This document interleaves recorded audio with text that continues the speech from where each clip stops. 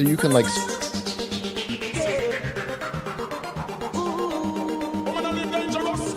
Of course, like I'm a homer. I'm not going to ignore that. What do they see in this guy? This guy sucks. Prepare yourself for the Raptors Report podcast with your hosts, Julian and Steve.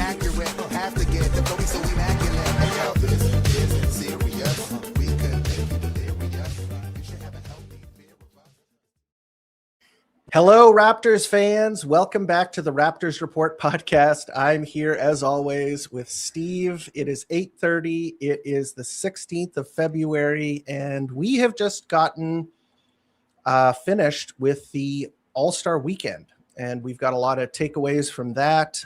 There is huge amounts of drama going on. We will address that because a lot of it is very funny. We are going to be talking about the dunk contest. We're going to be talking about, three-point competition, the skills, all that crap. But we want to talk about the All-Star game because it was good this year. We'll talk about why that was. We also are going to be talking about some of the rumors that are coming out of the league office surrounding tanking, because we did talk about that a little bit in the past. I believe it was last episode, but we will be getting back into it because, a lot to be said about that. Excuse me. My goodness. Also, we'll be talking about getting back into the swing of it because, with the All-Star break finished, there are games on the schedule. We'll be talking about the Toronto Raptors second half push, all that good stuff. Great episode for you guys today. Thank you for coming back. If it's, if you're a returning listener or if it's your first time, we are going to be breaking down the news of the day, NBA news of the day from a Raptors perspective. Steve, how you doing? I'm great. I mean, that was better than expected of an All-Star weekend, I would say. But it always kind of is that when you have like a player involved, some stake involved, at least there's something to care about. But definitely a lot more fun than, everybody kind of get worked up about it, that like, oh, this is going to suck. This is going to suck. And I think many people were very surprised, like delightfully surprised about what the product was. No, I completely agree. Why don't we just start off with that? We'll start off with a cool-ass All-Star game. So there's been a couple of theories that have been floating around about why it was good. I have my own theories. Well, the first of all, I think we got to talk about was Wemby and his desire to actually compete in this game. And after the first game, they were interviewing Ant. Yeah. And they were, because, he helped take over that game, send it to overtime. He was on the mic and he basically said, listen, shout out Wemby. That guy took it to the next level, and we all kind of knocked us on our ass, and we had to actually go out there and compete in order to not get embarrassed. And that is, if you're starting with that game one, then the subsequent games, because the game after that was the All-Stars the Stripes versus the Stars. That game was sick too. Yeah. Then the world, they were all good except for the last game when I think the old guys, they're tired. the Stripes team got tired out because he saw LeBron on the bench and he said, F you, Wemby. He's like, this is supposed to be a vacation for me. What are you doing here? Why are you making this harder than it needs to be? Yeah. But hey, thankfully he did. I thought it was been awesome.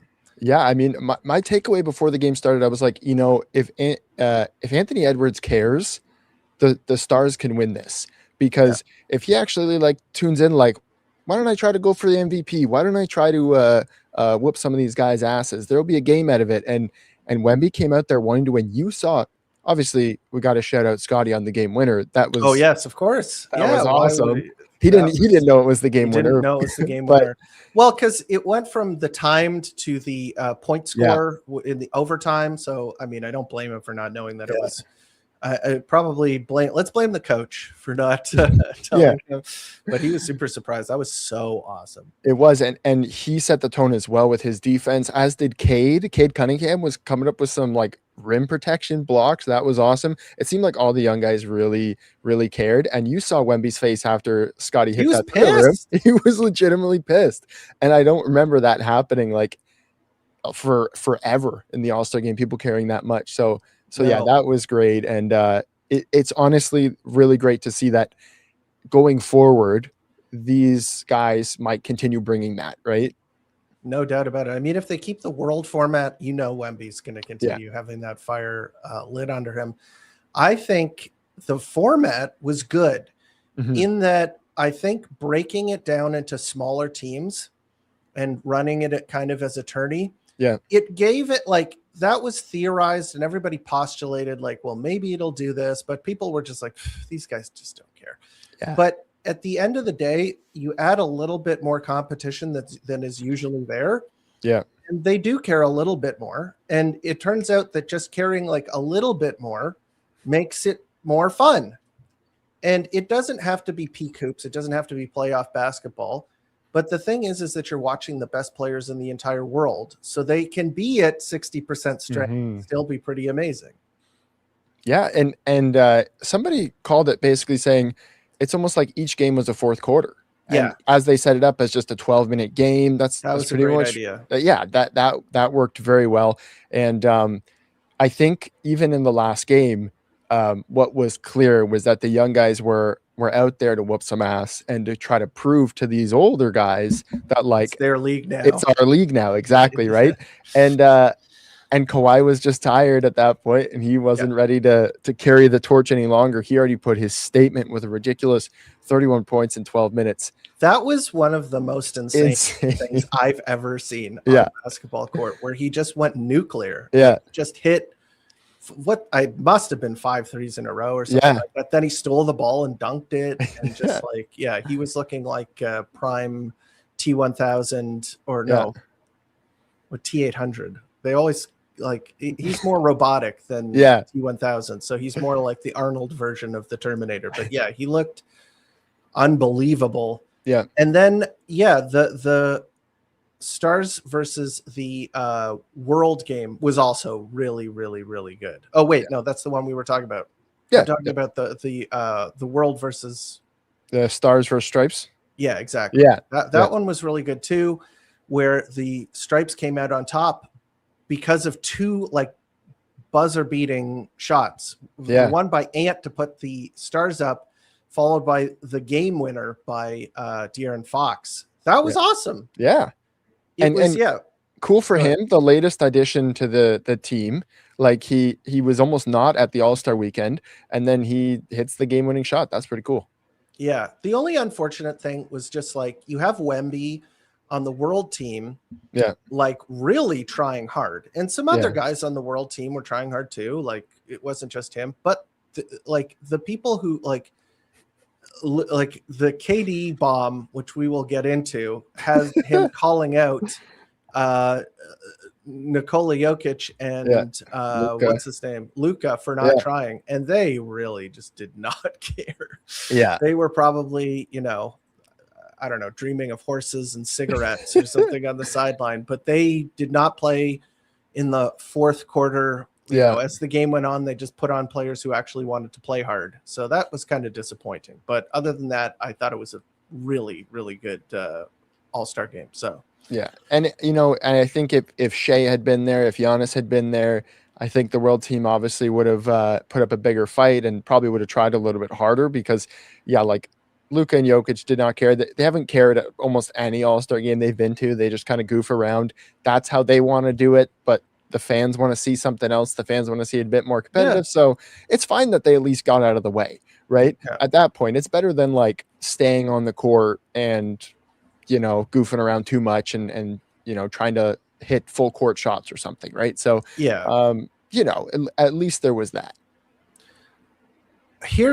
We were going to talk. Okay. So there were two things. There were 2 points. Why don't we condense them down to one? I'll just keep it here with the meh dunk contest. So the dunk contest, I wouldn't say it was bad. Yeah. I think Carter Bryant had some cool dunks. I think that they underrated that one. The first dunk I think he did, where he did a 360 windmill. Yeah. I was like, 45, and then they gave an almost identical score to Jackson Hayes. Yeah. Jackson Hayes, if that was a bit, I know it's not, because I don't think he's very bright, but if it was a bit, that would be the funniest thing, going to the dunk competition and doing a vanilla ass dunk in the dunk competition is so funny. Yeah. That would be such a funny bit or routine to do. I would respect it. Yeah. It would be, but sadly, it's just like once they get into the territory too, where they're like, "Oh, I don't think my dunk is gonna work. I don't think whatever." Or I have yet to see a really good like free throw line dunk because the guys mess up the timing Yeah. all the time on their footsteps, and then they end up just like doing And a it's pretty been regular done. It's dunk. been done Yeah, 100 times where the guy, it's never a full free throw line dunk yeah, where the guy takes off from beyond the free throw line. I don't think I've seen that. yeah, It's always like a foot on the line, but that's been done so many times. Nobody cares. That is not what people want to see. And I yeah, think with the success of the cool ass all-star game, they got to rejigger the format. They got to figure out some new gimmick to do where they plan it out. Like the All-Star game was planned out, and yeah, it's like break it into 4 separate games, but with 12 minutes. That added some urgency and some fun. yeah, Breaking it into different teams, that juiced it up a little bit more, and the result was we got the best All-Star game in a long time. yeah, They got to do something like that for the dunk contest. They got to do something like that for the 3-point contest. yeah. They've Well, just got to make it shorter somehow, or I like don't remember. more Yeah, engaging. I don't remember what year, but do you remember there were teams for the dunk contest the one time? I think Terrence Ross was Yeah, in it, I think I remember that. And there, right? yeah. That was interesting in a way, but I think I'd say his teammates sold on him, so it was like a better dunker doesn't get in because whatever. But like, still trying something unique. That's It cool. doesn't have to be a team thing. Yeah, It could have like you're forced to use a theme or something. yeah, Like make it like more of like a game show or something. Like, yeah. because I Mhm. get there's a dichotomy here where people are like, they got a really good dunker the past couple of dunk competitions, Mac McClung, Yeah, who is like not a good basketball player. They keep him around the NBA, so he, for the express purpose of putting him into the All-Star game yeah, dunk competition. And people complain about that because it's like, okay, yeah, he's a ringer. He's basically just a dunker, a guy who can go in there and throw down some spectacular dunks. So people are complaining about that it's got to be real players, right? yeah, I get it. But then you have this year, you don't have a guy like that to knock you on your ass with these insane dunks. So you get kind of a mid dunk contest. yeah. Did you see the? Yeah. Did you see the 4 dunks that he was gonna do? He No. posted like 4 clips of like these are what I was gonna do. All incredible. Oh, All would have won. And apparently players were pulling out if he was gonna be in it. So he kept his name out. there you go. Yeah. Like they were like, oh, what am I gonna do? Lose to this guy who's a professional dunker? So they don't want to do it. It's just you don't want to get embarrassed. They want their dunks to be on the same level as another guy who's maybe like the thing about Mac McClung that was actually really good was that he had a lot of flair on his dunks and he had a lot of like genuinely creative ideas. Yeah. And like Vince Carter, the thing about him, like the 360 windmill that Carter Bryant, apt nickname if you're going to be a dunker, having those 2 names attached to you. His lacked the kind of panache or like flair or just something. There was something special sauce on all of Vince's dunks where you were like, you're witnessing something special. Like Mac McClung had that kind of thing too, like in his dunk competitions where I was genuinely amazed at watching the dunks. So if it's going to be like you have real players dunking and not just some ringer to come in and do it for you, you got to spice it up. You got to do something more exciting that is more creative in order to make up for the talent there. And the same thing, I think that the 3-point competition has just, they've got to narrow the list of candidates or something. It's just too long. It is too long. I think it's good. I liked the Con Knipple, what's his name? Dame Time. Yeah. And Booker, like that was kind of engaging. Good rounds. Get to that sooner. Yeah. Get to that sooner. Have 4 people compete, and it has to be the guys who are actually going to be the best shooters in the league. Don't or they could the field too wide. Cut the amount of racks in half from the amount of balls on a rack in half, right? So the target score is obviously lower, but there's like you're not going for records of a dunk contest. It doesn't matter what somebody did before about a 3-point contest, right? So like they could definitely speed that up. They tried to. Every time they add the special balls that are worth 3, worth whatever, that doesn't really do anything for me. Like I don't really care that there was a 4-point ball and a whatever. It's like who cares? Yeah. I get if you can speed it up or if you can make it team based in some way or something, right? Like I get the shooting stars is kind of team based. I thought Yeah. the shooting stars, I don't know if you watched it, but I thought it was very uninteresting. It was almost like nobody even in the audience noticed it was happening. Yeah. And the celebrity passers was kind of a joke because the Raptors got Drewski and the Knicks got their assistant coach, Jalen Brunson's dad. Like Oh, the disparity between the talent. Meanwhile, Drewski's throwing touchdown yeah. passes 30 feet over people's heads, which is like, He's doing it for comedy, which, yeah, he's on a big stage. He can be a comedian.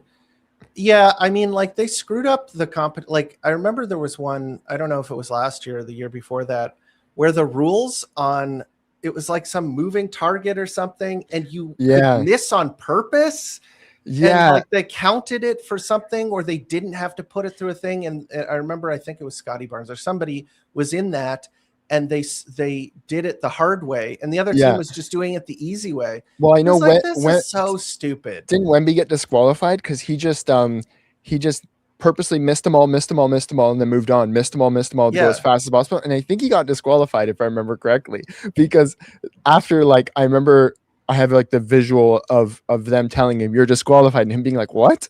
And it's like, what do he you thought he mean? successfully gamed the system. Yeah. He's like, there's no rule against this. What are you talking about? Yeah, exactly. So this guy is obviously, he needs to win. He's the guy cheating at Monopoly. Yeah. You saw his face after the what's it called? The After All-Star yeah. game, Scotty Barnes game winner. Yeah, that was priceless. That'll go in the vault Yeah. up here. We got to talk. We've been burying the lead. We've been going on and on and on about this All-Star game. We know what you want us to talk about. The KDF files. burner drama. KDF files. I can't believe that one. So, Oh, man. if you are not aware, somehow you're under a rock, maybe you're not on Twitter. They're not really talking about this on the mainstream media as far as I'm aware, but there was a huge revelation that Katie's his burner account on Twitter, aka a Twitter account that is not associated with you in any way, that you use to talk about other people and have group chats where you slander people and talk about unsavory things. Well, someone leaked all of that, and they have a very interesting and engaging record, this account. I don't want to say it's KD because it's yet to be proven, but it's pretty convincing. There's breadcrumbs. There's a lot that's there, and he's been widely suspected of having a burner for time because he's very online, first of all, yeah.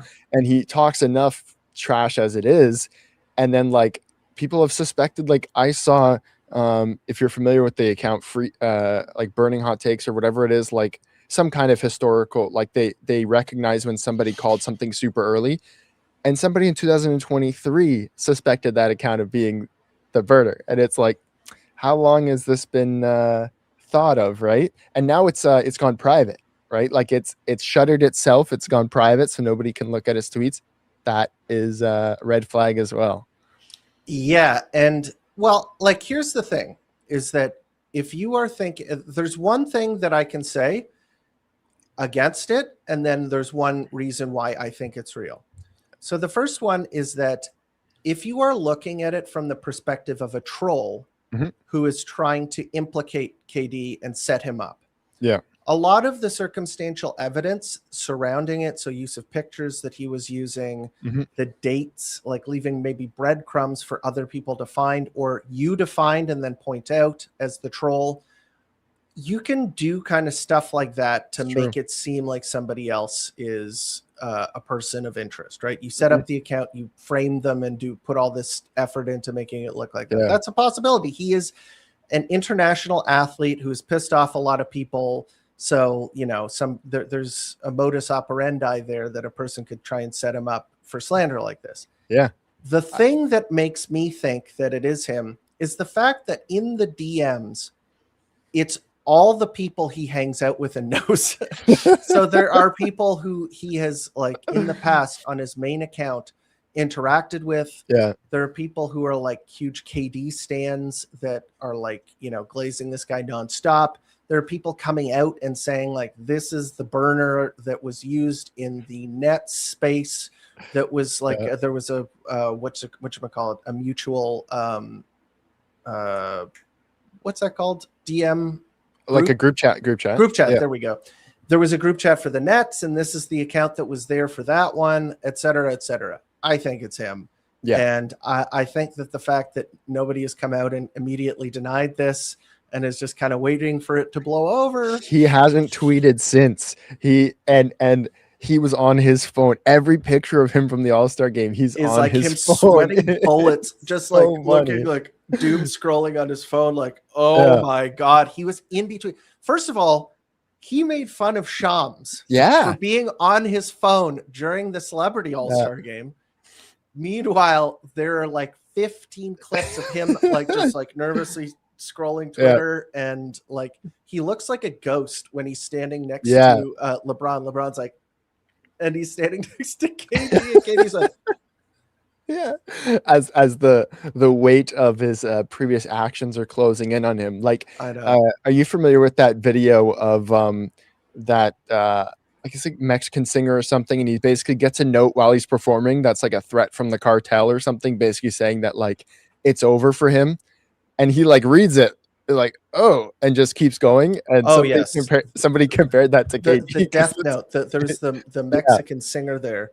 Exactly. And that's exactly what he looked like all All-Star weekend. Like and the things he said, if this is him, the things he said are beyond the pale, honestly. Like bad for his teammates. Let's get into that.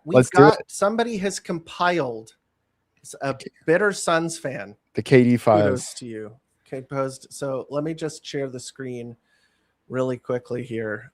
This is on your Twitter account. So, all right, the KD files, the full thread. So there's some stuff like I have it on one screen, and then I'll show you the other one. So here we go. This is apologies to our, people who are sensitive. There are some swears in here. I can't trust Jabari, so his teammate Jabari Smith Jr., to make an effing shot or get a stop. I just don't give him a tech free throw, to be honest. And then he's low-key arslered. So there you go. He does not have hold a high opinion of Jabari Smith Jr. And he's been pretty good for them. I'm not exactly anyway. Oh yeah, and here he is complaining about having to defer to Alperen Şengün. Shades of when what's his name? Scottie Pippen got mad that the coach drew up a play for Tony Kukoc.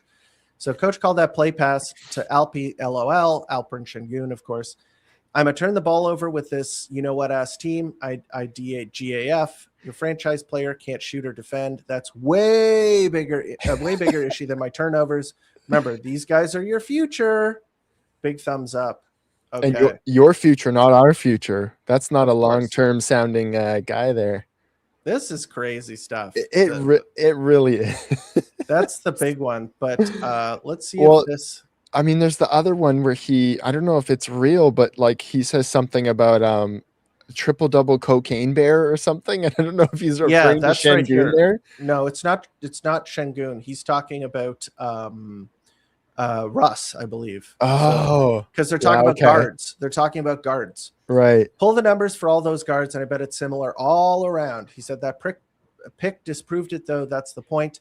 I wouldn't say so Kyrie Irving was competing with me, but that light-skinned Steph Curry and that triple-double cocaine bear was. So he's saying Steph was competing with him and Russ were competing with him for being the alpha, I suppose. Yeah, and look, if this is real, this shows why it has never worked out for Kevin Durant in any of these places long term, and it shows why the locker rooms go to shit, and why it just and we're hearing right now that it's not all like hunky-dory with the Rockets dressing room. No, and he called he did not like Booker. He called Booker Stalin. He called the combination of Booker and the coach. I forget his name. He used to be the coach of the Lakers as well when Um, they won a championship. Why am I blanking on this? Oh God, I can never remember the Vogel. Thank you. Vogel. There we go. Yes. Yeah, Vogel. He called them Hitler and Mussolini. He called them Hitler and Mussolini, Booker and him. That's and that he crazy. didn't think. Oh, there's another one here. Let me see if I can get this one on here. Just get this other.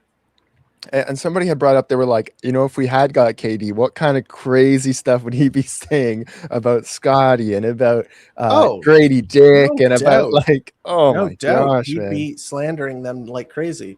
Stephen Curry really convinced a generation that a bad shot is just ahead of its time. Bro will pull from the logo with 19 seconds left on the shot clock, and commentators start talking about audacity. That's not audacity. The N word, just throwing S up for the youth. Now I'm seeing centers shooting half court shots or half courts. Excuse me. Oh my gosh, man. So, wow. He does not like Steph Curry. Steph Curry got y'all acting like he shoots from another zip code. Bro pulling up from the parking structure, and it still only counts as 3. Damn. It's kind of funny, I will admit. If difficulty was points, he'd average 80, but it's not. It's still 3. Same as basic corner shot. Your role player hits different, huh, Curry? Oh, you got people thinking pulling up from the airport terminal is better than getting a guaranteed bucket at the rim. Analytics got y'all brainwashed. Laughing. And see, it tweets just like KD tweets on his main account. Oh, yeah. The way it talks, right? If this is a troll, this guy is a lead at it because he's got the pacing and everything of it. Yeah, exactly, right? It's him. I mean, listen, this isn't a court of law. Yeah. This is the court of public opinion, and I am sorry. This is him. Yeah. And I think when something like this happens, you just have to, if you can't acknowledge it right away, go, this isn't me, what the heck? It starts to look more and more and more guilty. And he just looks so guilty, man. And these are all people that you're supposed to be teammates with, friends with, hang around with. And then you're on the same room with them, same team as them, taking pictures with them, smiling with them, everything, while you're saying this stuff behind their back. It's crazy. Yeah. I mean, that really goes to show kind of the rift between him and because he was seen as the victimized party in the whole Golden State drama situation there. Because Draymond is very easy to blame, right? Yeah. It's very easy to paint it as he made stuff uncomfortable, everything. Yeah. When he's talking to him. Right in his chest, as he's nodding. And Katie's like, yeah. That neither of them have clearly gotten over it. Somebody has unearthed the thing where the Celtics beat this is all in the finals, and KD tweeted out after, I think it was the account tweeted out saying something. This is very professional hoops. After the Celtics beat the Golden State Warriors. Oh, then. After the Warriors won the series, what's his name? Draymond came out and said, "This is very professional hoops right now," like sort of rubbing in the fact that he knew, I guess, about this whole situation. Oh which is my gosh. Okay, that's nail in the coffin there. But what's crazy? He's slandering Alperen Şengün's defense. He's talking about Reed, Shepherd, and all of these guys. And then he's on the court with Şengün, and they're all laughing kind of. And they're Şengün's pointing at him as if being yo, man, there's a really funny little piece in here about how Julian Stone, the general manager for the Rockets. Raphael Stone? Raphael Stone. Yeah. Why did I say Julian Stone? There's a player named Julian Stone that I think the Raptors used to have. There you go. That makes sense. So Raphael Stone, so somebody was brought up, what do you think about Cam Thomas? And KD said, Raphael Stone says he sucks. And then people are laughing at it and saying this guy's Raphael Stone is dumb. Right. And they say, has he ever seen him play basketball? So, I mean, you're getting to see behind the curtain a little bit, Yeah. like the players not agreeing with the general manager. Like, why aren't you doing this? It's always very interesting to see that because it's happening. Yeah. Because people are people, especially stars get big egos. They're going to be talking about this kind of stuff, but you never get to peek behind the curtain. Honestly, yeah. You never get to see this The kind of stuff. guy who's got to be the most entertaining former player podcaster right now is Jeff Teague, right? Because he has story after story after story about what guys were saying when this was happening. Because for some reason he's always right there when everything's happening, right? And he's got oh, this guy was saying this, the coach was saying this, we weren't gonna do like that. Is just so entertaining to see behind the curtain, but to see it from a very negative aspect of this guy who, I mean, like are his friends just the Twitter trolls that he talks to? Because that's a good question. I think he has like a group, an inner circle of people, but I think he does kind of live like in that constructed reality along with all of those people who suck up to him. Yeah. Which is kind of crazy. Like he's getting up there. Yeah. He needs some other type of hobby other than like they found a lot of tweets talking about like smoking weed. So like that seems like his basketball, smoking weed, hanging out with his friends, which, I guess if you're going to live a bachelor's life. And look, he's super successful. I'm not going to say he isn't, right? Like, okay, cool. Right. But did you see this is not healthy? Like we're watching why it's not healthy. Exactly. We're watching why it's not healthy because everybody knew about it. It was like an open secret, like Draymond Green coming out and like addressing that like directly. All the players kind of laughing along with him on the sidelines. Clearly, everybody knows that this guy is like a drama bomb, like a drama queen, which is so like, how could you? I don't get it. And like just the jumping to the different teams when stuff isn't right and whatever, and it's like getting sour on teams quickly. It just makes it look like, buddy, you're the problem everywhere you go. If this is how you look at everybody, you really just want a super team where every player is perfect and no young player is making a mistake. Like, that's crazy. And like, look at the Suns, how they're doing now, right? With getting a guy like Dylan Brooks in instead, who years ago was, persona non grata, negative guy, get him out of here. And now he is the culture of teams. They've started to recognize that. And like the Phoenix is flying with swapping out KD for Dylan Brooks. Yeah. Like they seem to be in a more positive. Well, there's also Mark Williams. Yep. He's been huge. That was a great pickup. And their coach has been excellent. And like they've got a lot of good things going for them for sure. But it's very funny that I think the Rockets are around the same win total that they were last year. Like they haven't taken. I wouldn't put that at the doorstep of KD though. Their offense is looking like really struggling. Yeah, when he's not the guy who's finishing. But what kind of bugs me about KD is that he had the opportunity, like he keeps wanting to go to these situations and be the senior player, like the person who is at the top of the pecking order. And he was in a situation like that at the beginning of his career. Yeah. The Oklahoma City Thunder built the whole team around him, had a whole bunch of players that were at the same time in their prime at the same time, and he left immediately. Right, he left that situation. He joined a team where there was already an established hierarchy, and of course he disrupted that. I mean, it's pretty obvious what happened there. There was like very successful but at the same time extremely drama filled.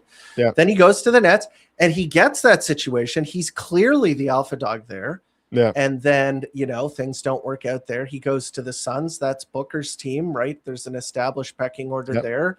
He grates against that system. He's pissed about, the fans being loyal to Booker and not to him. He gripes about that in the burner chat. Then he goes to the Rockets. The reason he went to the Rockets is because they were the young up and coming team that was going to make noise in the Western Conference. He's going to a situation that is already successful. Yeah. And he wants to be the guy who is the undisputed alpha. Yeah.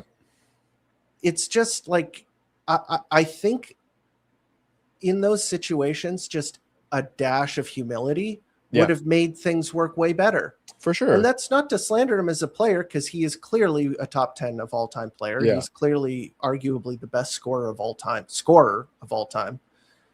He can score in almost every single way. One of the most lethal, clutch, amazing players, and a good defender too. This is like, he had to, the flaw to his game was that he was never like a great, playmaker. But I'm kind of getting off track here. I'm not denigrating his skill, but the fact that he didn't see himself in the moment correctly. Yeah. And the way that he carried himself led him to going to situations that were not ideal. Yeah. And then when they weren't ideal, he felt like he had to leave again. So I feel like in any one of those stops, if he were a little bit more patient and a little bit more humble, then maybe something could have grown around him that would be better for his legacy than what is his current situation, which is right.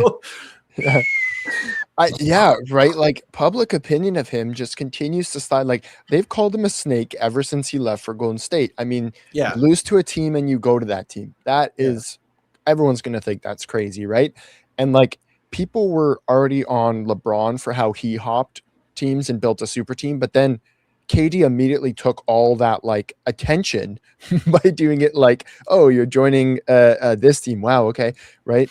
And like, yeah, since like, I don't know if it's teams overselling what they're going to do with him when they talk to him in the first place, because before you trade for KD, you have to like convince him that you're the team, and because he's got to, agree to the location kind of thing. So maybe they're selling him like, hey, you're the guy, blah, blah, blah. And these guys are going to work around you.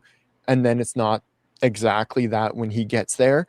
I think he doesn't seem to like that the Rockets are prioritizing Şengün as a long-term piece. Maybe he doesn't seem to think much of him as that guy. I think if he was on the Rockets last year when Şengün was having a bit better of a season, he would probably feel slightly different. But Şengün's defense isn't there. He's not that efficient. Şengün has issues like all of those types of players. Like we talked about that guy, him, Sabonis, even Jokic. It is easier to insulate poor defensive guards and wings than it is to insulate a poor defensive center. Yeah. That's just the way it works. But the thing is that like Şengün, he's good enough that it's like, I don't know if he's definitely never going to be on the same level as Jokic. I'm just going to call that right now. He's a really good player. Don't get me wrong. He is good, but he's not going to be as good as Jokic. But the thing is that he can still be a really good player. And I think you can win a championship with him if you build the team correctly around him. Yeah. But there's no nuance here. Like, these guys are like basketball players. If they see a flaw with a player that they feel like is impossible to ignore or a way to slander a guy, they're going to go after that. They're going to talk about that, especially if they feel like that player is their competition in the locker room. He's going to be saying like, especially when it comes to the fans. The fans like Şengün because they drafted him. He's a success story. He was one of the reasons that they have kind of emerged from the muck. Yeah. And that they are a good team now is because Alperen Şengün is way ahead of schedule and is like a really promising young player. So he's upset that the Rockets fans value him over KD and that he is the stranger in the strange land. And he doesn't like that. He feels like he should be the guy that everybody is bowing down to. And Şengün is obviously the fans are going to take his side because he's been there since day one and he's their success story. People are very protective over the guy that they draft. Until they become a bust or something like that and people turn on them, fans will battle for them and stick for them like for a long time. Like, you've got a lot of people who still fight battles for like DeMar DeRozan or something like that the Raptors drafted time ago, right? So I totally understand their perspective, and like, if he came here, I'm sure there'd be a lot of Scotty fans being like right on KD's neck in the same way, right? Yeah. it's just like, it feels like culture. He should know he's a mercenary. Yeah. That's what you are. Yeah. You're a mercenary. Yeah. Why are you expecting loyalty from the fans when you're not? You've come to the team so that you can win some stuff. Yeah, think about put it in perspective. The difference in the demeanor between, like, which Kawhi got people all fired up by the way he answered a question saying that the talent wasn't there, but like effort was, whatever. His demeanor, I know things didn't go as smoothly as it seemed like on the outside during his time here, but his demeanor was, I'm here, I'm going to win when I'm here, and I'm leaving after this, but I'm a mercenary, blah, blah, blah, right? It's a lot more professional than the way that KD has been acting, and Kawhi a little too professional with KD. You know what I mean? he had all of the things staked out in advance. KD seems to be flying with the wind. Kawhi, he had his ducks in a row, a little too in a row, if you catch my meaning. Yeah. No, but I see what you're saying. Like, in the fact that I think that a lot of people see what Kawhi does on the court and how he answers questions and think that that's kind of how he is in real life. And I think he's not exactly like that. He's a little bit more of a rogue than a robot. But at the same time, he definitely buckled down and played the right way. Yeah. And carried the Toronto Raptors over the finish line. That's what people are going to remember, is this guy came in and he did it, and he moved on to the next town, but he did it.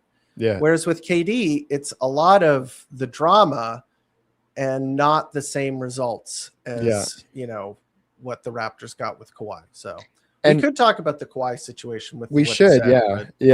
But with KD, if it doesn't, like, if they flame out, if they lose in the first round, people aren't going to, unless Şengün or somebody has a terrible, terrible series, people aren't going to point the fingers at Amin Thompson. They're going to point the fingers at Tari Eason. They're going to point the finger at KD. They're going to say, look, you're the big guy. Why couldn't you do it? Why can't you lead your own team? You are, I don't know who called him at the first time, but like a bus rider, a passenger, you're not really driving the bus. Like, that was either Shaq or Chuck. I think it was Chuck. Yeah, the haters who. Yeah, exactly. Right? Professional haters. Yeah.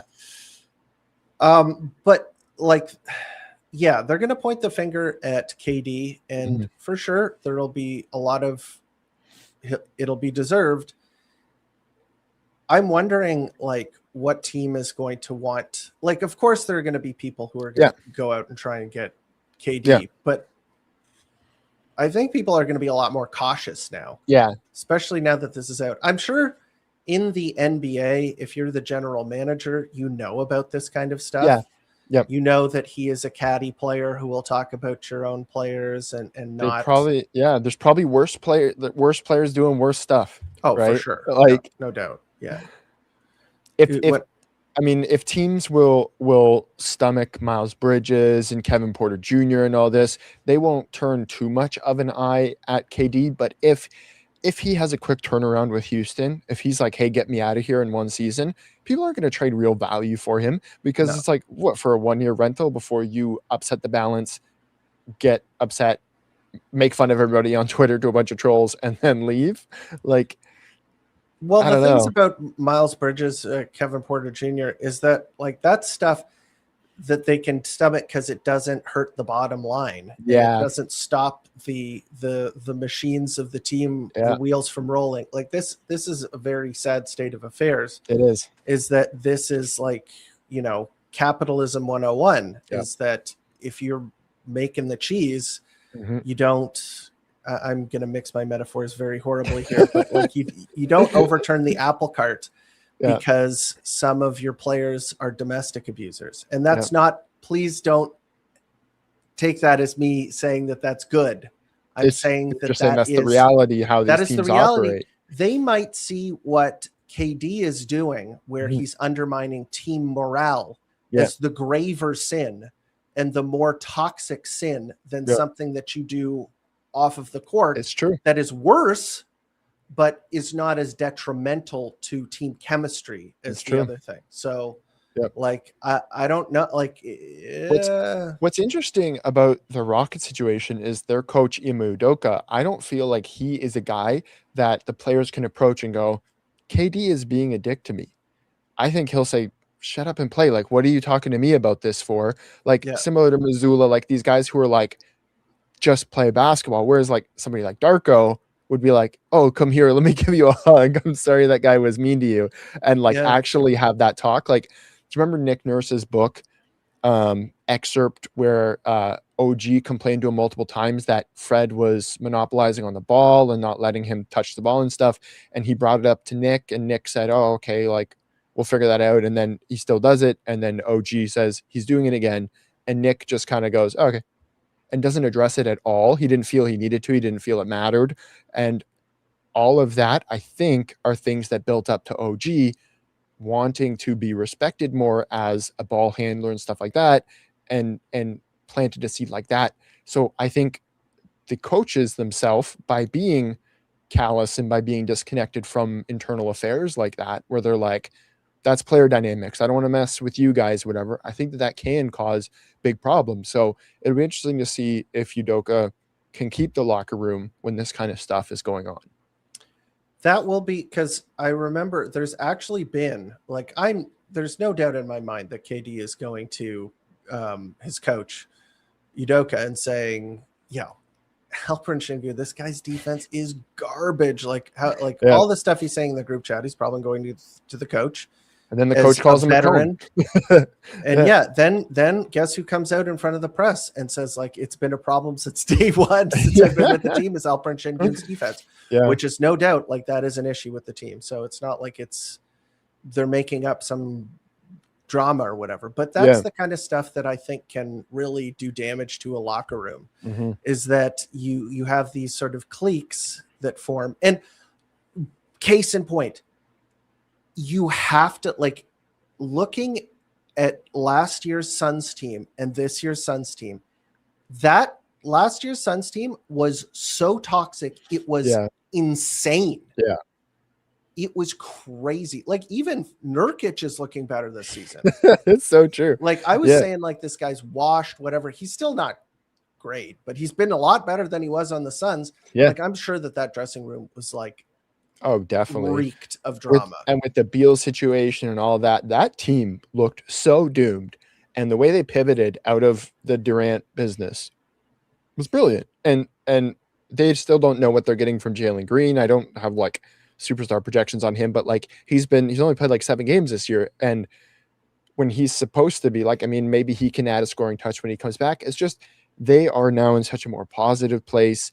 And the more teams that end up having a nicer culture once Durant has left the room, the more that starts to take root and people to realize what's going on here. It's like this guy this vagabond keeps leaving teams, and they're having all of this, like, the good vibes are immaculate after he leaves the room.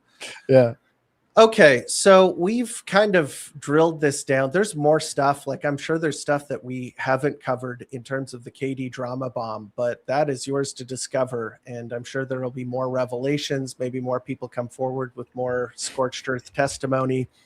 I'm looking forward to it. This is very fun stuff, especially the reaction images. Those things kill me when he's on the floor, just like, with the flop sweat on his forehead, just like staring at his phone. Well, because NBA Twitter is hilarious, right? So anytime something like this happens, it's like people just come with the funniest reactions, the funniest memes, everything. Yeah. Oh God. It was a generational day for NBA Twitter, because it's just, it's so funny. Like, I can't believe how much drama was spilled over that little revelation.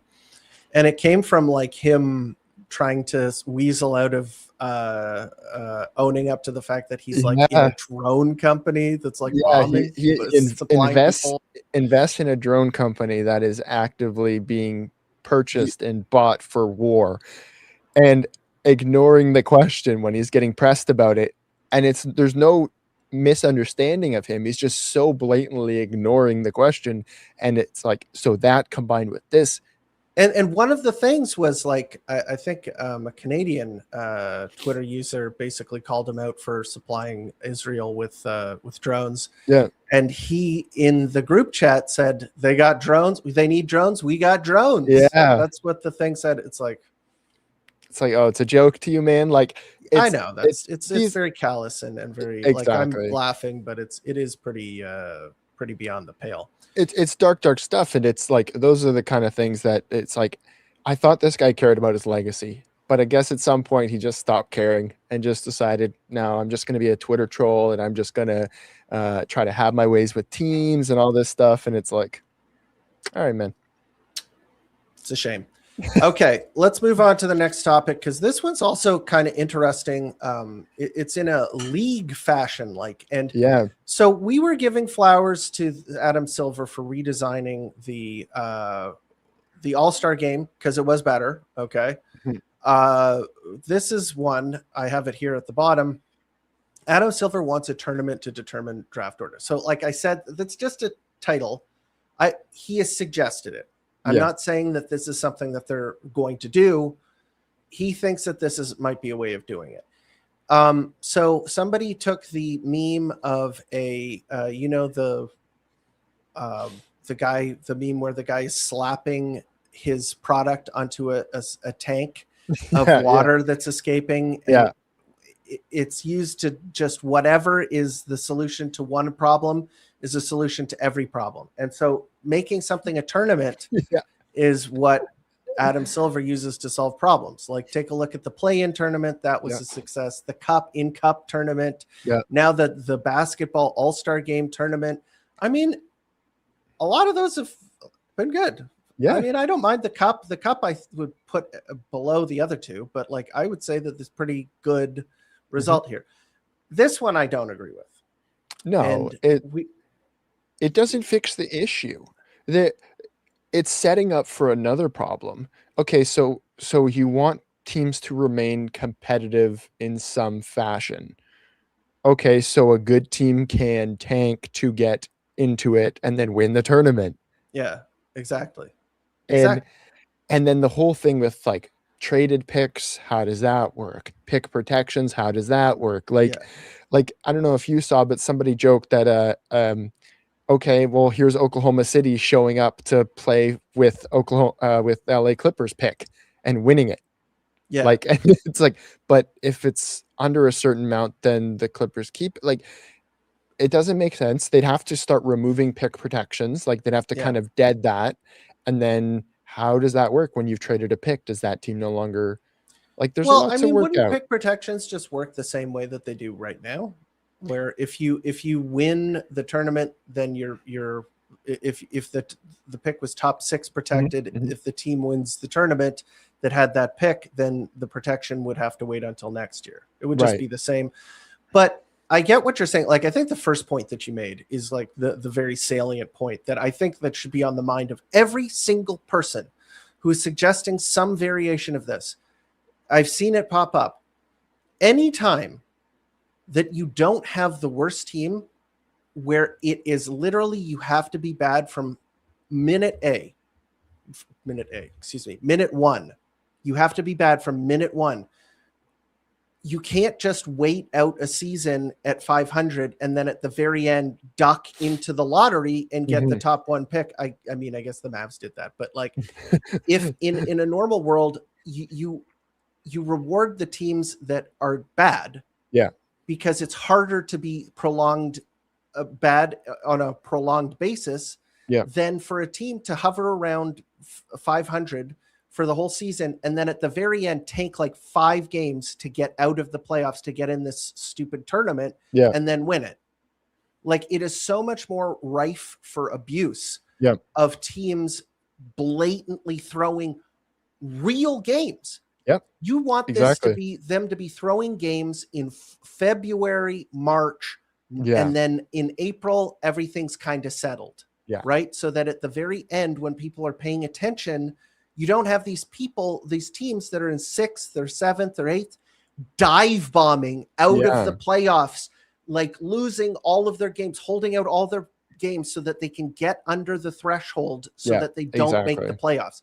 That's crazy. No, like, yeah, like once you get past February, you don't have to care about the teams in 13, 14, 15 place. Who cares at all? Let them do the little tank thing. But you would have teams dropping out of the play-in, dropping out of, and then what's the point of the play-in?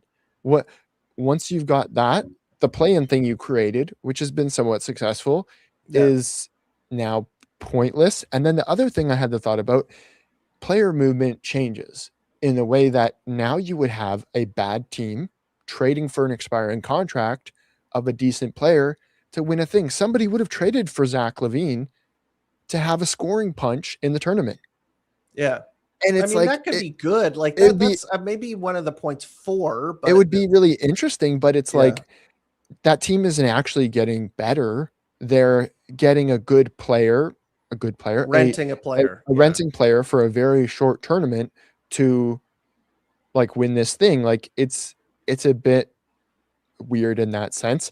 And the other thing is, like, then you could also have, like, it doesn't address the holding out players, because you could, oh, this guy's injured and then now it's tournament time and look, he's back. completely healthy, like, or getting a surgery super early that like you were putting off. Maybe if you were going to start the season, he'd have it right away. He would, like, because sometimes teams, the guy gets the surgery 2 months in and they're like, I was nagging, whatever. Well, do it at the beginning now, and now you have a chance to compete for the number one pick. I think I think that the whole idea is kind of stupid Mhm. on like there's two levels of stupidity. First of all, this level of stupidity, which is trying to fix the problem, and all of these solutions are just terrible, and they would make the problem like a different problem, but a different problem that's much worse.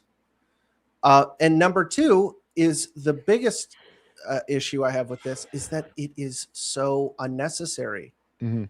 The reason that the system is the way it is that if you are bad, you'll just naturally lose. Yeah. You will lose games. And yeah, I get it. Teams resting players or whatever, if they're already bad, like Utah is already a bad team and they're resting players so that they can lose a little bit more. But they need more talent. The Jazz team, they're not ready to compete. They are not. They are in asset acquisition mode. They are not in win mode. Yeah. Why are we going after this team that is trying to build through the draft?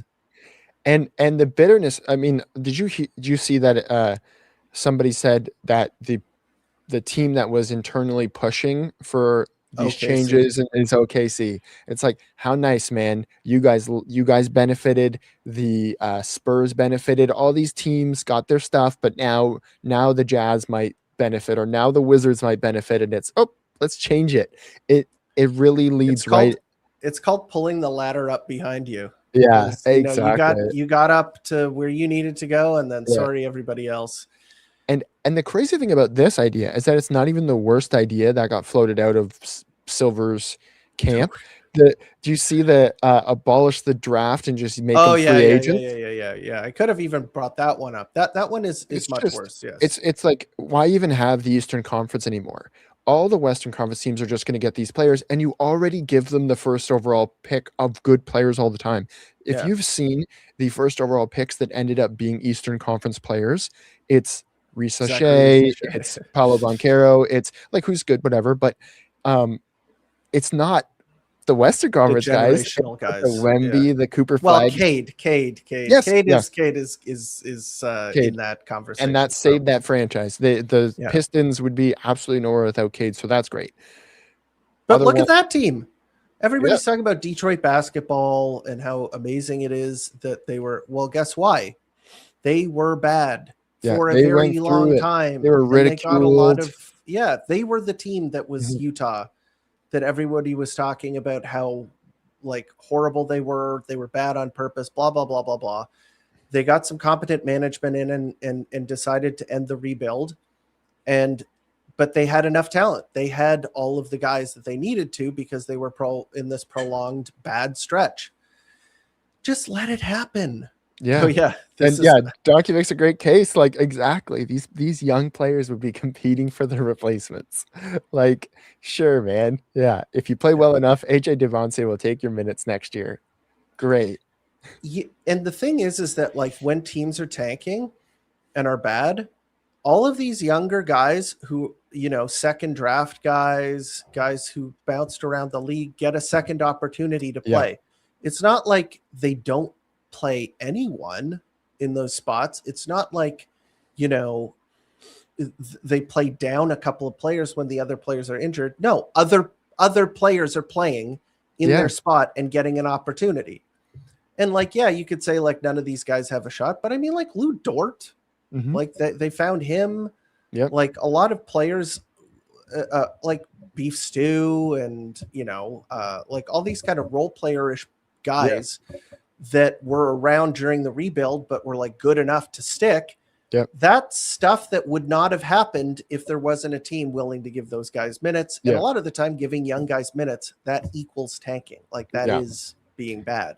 Or even look at somebody like in the Jazz system, right? Isaiah Collier or the tank commander. Kyle, right? Or Kyle Filipowski, but like they are improving from what they were. And if they would have been buried as a 12th or 14th man of this team that is trying to compete, they wouldn't be where they are today. So I just don't see the problem with letting the team be bad and doing that. If you've got a team very blatantly being an excellent team and sitting all your dudes to try to I think what Dallas did to tank and keep their pick was more egregious than no doubt.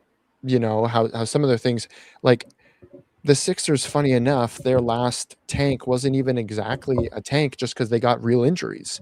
They tanked blatantly. Well, they tanked after they got the injuries. Like the injuries were definitely why they were in the position they were in. Yeah. But they leaned into it. Yeah. Which I don't have a problem with, because what's your incentive to try to get 11th? You have to be realistic. Like a team is not going to, what do they say? Show me the incentive and I'll show you the outcome. Exactly. The incentive of this is a generational good player to make your team better.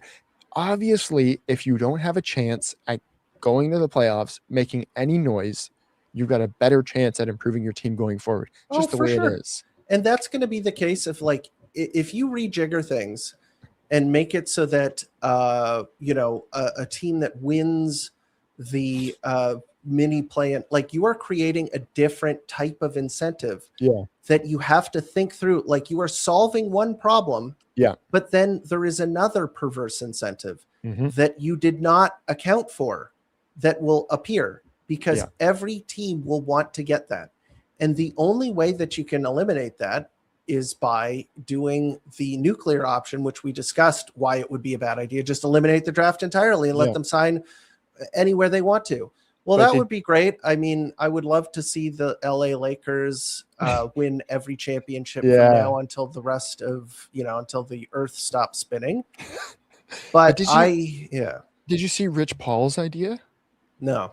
Okay, so this was funny enough, the one that actually made me go, And it was, don't think about the teams, think about the players. And it's you give them a randomized number essentially to each of the top, whatever, 14, 15 players.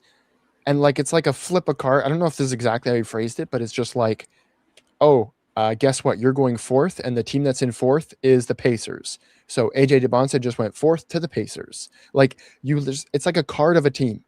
You're making it entirely random, entirely flat odds. Odds. But it's not in the same way that it's a lottery and then you choose. It's just bang, here's your player. And I was that's interesting in a way, because nothing is guaranteed. I don't like that, because I think that one of the things that makes a team good is their scouting department. Yeah, it's true. And if you take away the team's ability to scout players, I think that would and there would be, so maybe there's something to this idea, but not in the exact way, because you would put players in bad situations for them too. If your player is Ace Bailey or something, and he gets sent to a team that already has 4 scoring wings or something, that's a bad situation for him. You don't want to put a player in that. A team needs a center really badly. They would have taken, the guy who's 7 foot and they get a 6 foot guard. That would suck. So I think making some equivalent of flattening the odds, but then 14 teams is almost too big for it, because then you're going to get enough good teams in it, right? So let's just leave it how it is, man. Like I really don't Or care go enough. back to Esfandiar Baraheni. He suggested just reverting back to having like unflatten the odds, make it so that the teams at the top are more likely to win it, because like everybody's pissed about how the Mavericks leapfrogged, the Atlanta Hawks leapfrogged, the Spurs leapfrogged. Yeah, I kind of agree with them. Get it back to like the unflatten the odds a little bit, let the bottom of the league tank, and then just don't pay attention to those teams. Yeah. Like for God's sakes, man. If there's no incentive, go ahead. If you're a fan of those teams, like I didn't mind the tank seasons because you get to see the young players play a little bit. It's an ebb and flow. If you're a real fan of a basketball team, team's not going to be good every single year. You're going to be like, some of the years you're going to be competitive. Some of the years you're going to be rebuilding. Just have that. What is the problem? Yeah. Like if teams are throwing, but it'll always be the absolute worst teams in the league. If you narrow it down to like the bottom 5 or something having the best odds, just stop paying attention to those teams. If you don't want to see a team getting blown out or losing or playing bad players. It is such a make-believe problem. But the idea is, I think, A, it's something to talk about, and B, like they just want to make more money. Yeah. That's the real thing, is that they want to be able to sell maximum tickets, and they want to commodify this process. Whereas I think that the way that it worked is healthier for the league from a long-term perspective, is giving bad teams good players so that there's a flux within the league and things ebb and flow and go up and down. Yeah. Anyway, it's, I mean, and like, okay, so if there's no incentive for a team to drop from 13th to 10th because they get better odds, all of a sudden that team's not tanking anymore. That team is more incentivized to go for the play-in. And it's like, because you no longer have the incentive that a team that is in like talking actual standings, a team that is in 12th place or 11th place would really want to climb into the play-in. They're like, no, I'd actually want to have a 1% better than losing the play-in. I'd rather stay out like not make it in the play-in. So I agree with that part of that. By flattening the odds and you're kind of chopping out the incentive for that higher chunk of the teams that would be in the draft lottery. I like that. And what we've seen before is that scouting still really does matter with that, because even though the Cavs got multiple first round picks, like Kyrie mattered, but a lot of their picks did not really matter to the grand scheme of it, because like there were better players scouted after. Yeah, I mean, the idea is that a bad organization is going to make bad picks. Like the Kings are a perfect example of this. So they'll take a guy that they shouldn't have taken and then not develop them properly, and then they're a free agent in 2 years, and you have to trade them before they lose all their value. And of course, bad teams are going to still do that. But if you gave the Kings LeBron James or Wemby, they're going to look like a competent organization because it's impossible to screw those guys up. Yeah. And that's just what you have to do sometimes. Like sometimes pearls have to go to the swine. Sometimes the team that sucks has to get a really good player so that they don't suck anymore, because otherwise they will always suck. And I don't think of something like, I think that's bad for the league. I think that the teams that are bad should be able to be good at some point, so that you don't just have these franchises wither on the vine. Yeah, which is like people bring up relegation a lot. That doesn't really work. You can't have that in the North America. It doesn't work, and like you would just have the same teams kind of bouncing in and out, and it would just never like it wouldn't work, right? So well, the problem with relegation in Europe and most of those like in Europe, there are like 3 teams per city. Yeah, there's like, and if it's not like there'll be like 3 like teams in the general vicinity, like that, like a short car drive will be the other stadium. Yeah. In North America, could you imagine if the New York Knicks got relegated? Yeah. Yeah. Could you imagine what would happen? You literally just because of your stupid rules, you get one of the best franchises, the most like cash cow franchise going down to the second league, it would be an apocalypse for the league. You cannot, and then they'd be replaced by the, Windsor City Buffaloes or something, right? Where nobody has, they have no fan base. It's just not going to work. So you can't think in those terms. What you need is to have a league where it works basically the way that all franchises have worked for the past 60 years, which is just reward the teams at the bottom and have the best teams at the top. That's just it. Don't overthink it. Of course it sucks a little bit, but there's no magic wand you can wave that is just going to get rid of all of the problems at once. And you can't, it would be nice if you could lay out a document and say, every owner, every team signs it and says, I will not do anything non-competitive in a way. But it's like, first of all, they'll violate that in a second. Second of all, nobody will agree to that. Nobody will agree to something so stupid that, oh yes, I will not try to sneakily make my team better when things are stacked against me if I don't. Right? Leave it. Who cares at this point? We've been through it as Raptors fans where we tank, our hopes are caught up in the tank, and we drop. And then you go, okay. And that's why at this point, I'm like, just go try to win. I don't care to try to tank again. We've dropped every single time we've been recently. It's not benefiting us. Move on, try to win so I can actually enjoy watching basketball. And I think a lot of fans get to that point with their team where they go, I just want to watch my team win. And teams will never get there if they don't get a good player from a draft. There you go. Okay, so the Toronto Raptors they have a week-long hiatus. They played on Thursday. They will be playing again this Thursday. So why don't we talk about the upcoming schedule? Let me just quickly share the screen here. So the Toronto Raptors, their first game back, will be playing the Chicago Bulls again. We saw what that looked like the first time around. The Chicago Bulls are kind of a skeleton crew. They got smacked around in the second half. I think the first half was kind of close, but then the Raptors woke up and actually put the smack down on the Bulls. I expect something like that again, even though it will be in Chicago. And I don't know if Josh Giddey is playing, but I think they'll be able to win that. Then they're playing the Milwaukee Bucks. The Bucks are probably going to be missing Giannis. Then they play the Thunder at home. That one, I don't think that the Toronto Raptors are going to win because I think is Shea going to be back by then? I'm not sure, but I think that the Thunder are a really good team. And even though the Raptors beat them the first time, I don't know. I think that maybe they'll take it a bit more seriously and try and beat the Raptors. Ditto this. I mean, the Spurs are one of the best teams in the league. We all know this. Scotty Barnes and a bunch of other players, RJ, they love to score inside. And we saw what happens when Victor Wembanyama is on the court. And nobody wants to go in the paint. Now he's out for revenge after Scotty hit that shot over him.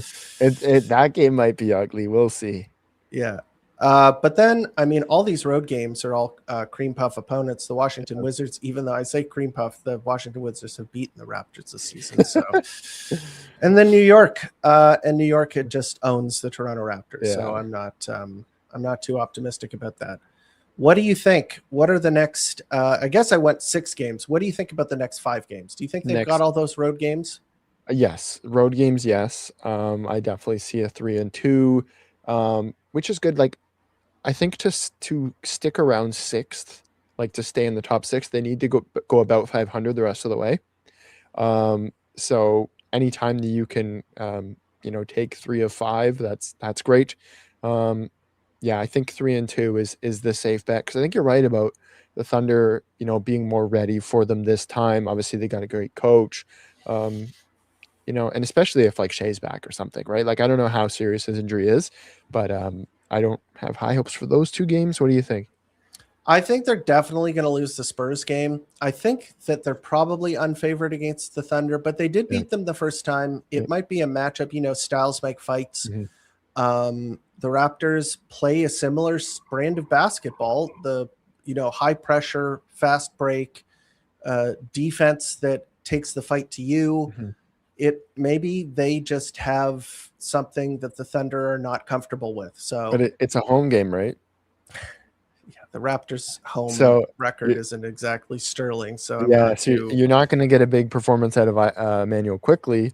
If it Yeah. was an away game, I'd be like, Emmanuel Quickly's going to drop 30. We're going to have a real good chance here. But Yeah, yeah, but you don't hear like if we're running a little overtime, which is pretty funny because I didn't think we had too much to talk Yeah. about this week. But you don't hear too many people like really negging Quickly these days because he has played better. Like he has pulled his weight and his 3-point percentage has gone up a little bit. So I'm hoping that this is the new year, new him, Emmanuel Quickly, because I have been, pleasantly surprised with him this new year. So I'm just so hesitant because every time I compliment him, then he doesn't do well. Every time I neg him, he starts playing really well. So obviously, I probably have zero impact on it, but he's reading your tweets, man, and he's watching this podcast. He's getting pissed whenever you neg him. Prove me wrong every time. Perfect. Perfect. All right, folks, that is this week's episode. I'm eagerly awaiting the Toronto Raptors return on Thursday. I'm sure you guys are too. Hopefully, we have brought you abreast of all of the situations that are happening, if not on NBA courts, at least what's happening on Twitter. But yeah, this was a fun episode. Hope you guys enjoyed. Please follow Steve, aka Raptors Shack, on Twitter and on YouTube. Watch his videos. Also, join the Discord if you haven't already. There will be a link in the description. As always, thank you for tuning in to Raptors Report, your source for in-depth Raptors content. Cheers.